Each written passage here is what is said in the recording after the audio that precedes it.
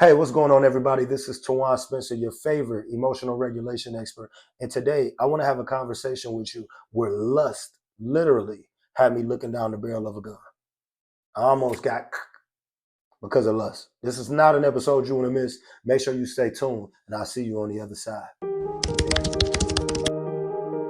You have to be comfortable, not with the result, but the process of the work.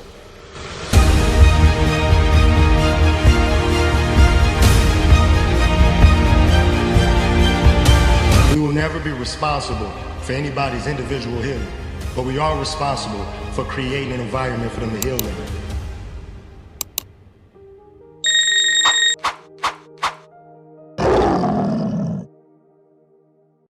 What's going on, everybody? This is Tuwan Spencer, your favorite emotional regulation expert. And today, like I said, I'm going to talk about a time where lust had me looking down the barrel of a gun. I had just got my first place. I'm staying over Shaker Square, and I call up one of the homies and I say, hey, I want to find something to get into. We got to see what's happening with these ladies. I was young and I was hot and ready like Little Caesar's pizza. I was off the hook. Anybody who has known me before will tell you. Definitely was not role model material in my young days. So I call up the homie Chris. We decide that we're going to try to line up some action. There was a young lady at the time who I had always been interested in, but whenever she was single, I was in a relationship. It just never worked out the way that it was supposed to. So finally, the stars align, and she say, hey, I want to see you, but I can't come out. But you can come to me because Pop's not going to be at the house. I say, Chris, we got one.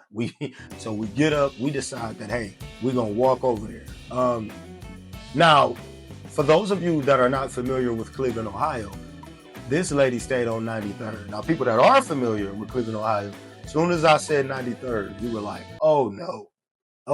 Oh, no. And listen, I have been in every hood from Ohio to New York, but you just know better.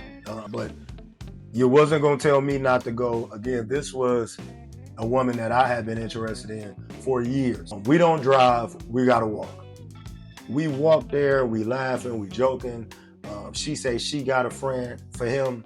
I'm excited about being able to go and see her. We laughing. We get on 93rd. As we're walking down 93rd, give her a call. Hey, I'm on 93rd. We'll be there shortly. Okay, cool. Everything cool. So we laughing, we excited. I'm walking and I notice on the left side, it's a house and it's like 20 different dudes on the porch. They laughing, they talking. Now, anybody that's grown up in certain neighborhoods, you understand, even though that's not a problem right now, it can be one later. Because there's 20 guys over here, and here's me and Chris walking down the street. I notice it, but they ain't saying nothing to me, and I ain't saying nothing to them. So we keep walking. I look back, I see a guy getting on a bike. Where is he riding to? You know what? None of my business. I'm gonna go ahead and be cool. Chris steady talking. Chris was a dancer too. So the whole time he doing dance moves. Oh, I'm gonna hit her with one of these. And I'm like, okay, all right, man, whatever. We get to walking. This guy pulls up on the bike, like literally, like on some Grand Theft Auto, whatever movie or video game you could think of.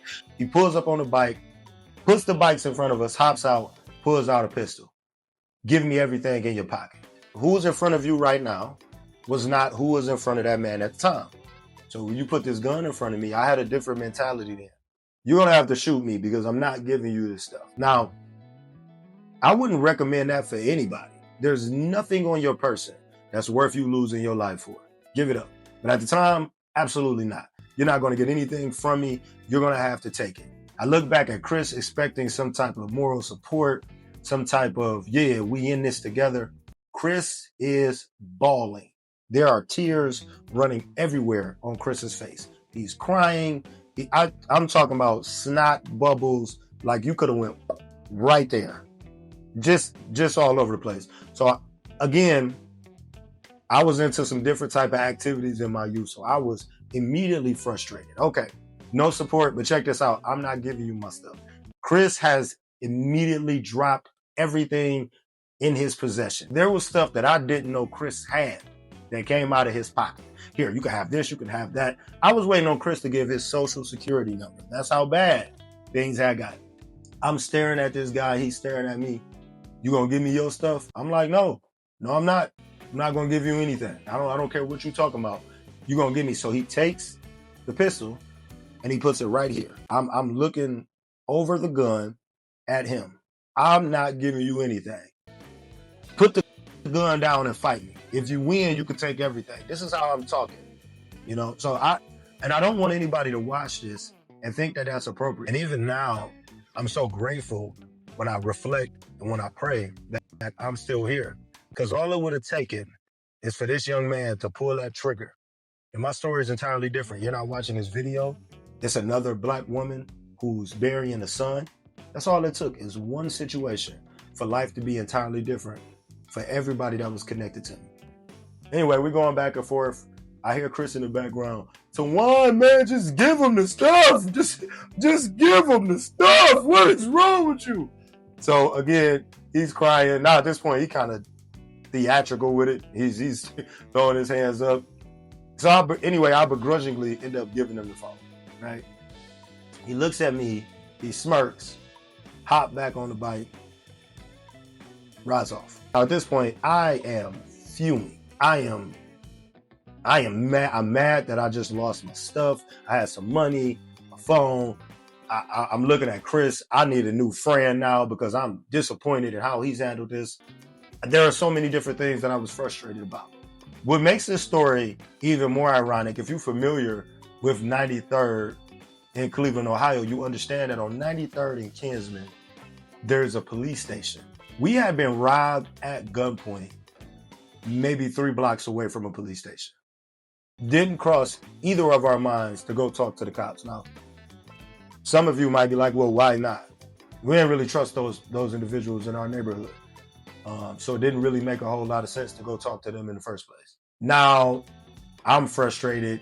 He's still crying. There's nothing in my head that's like, you should be grateful for the fact that you're alive. The only thing that came to my mind is, how am I going to call old girl? I don't have a phone now. I'm going to call her. So I look at him. I'm like, man, tighten up. We about to go over there. You got to stop all this crying. What were you even crying for? Oh, my God. Like, I'm going in. We get over to her house. I'm outside. I see a car in the driveway. I don't want to, maybe this is her father. I don't want to just knock on the door. Turns out it was her father. Because as I'm getting ready to walk in the house, I hear, and I seen your phone. What little boy you was about to have come over to my house?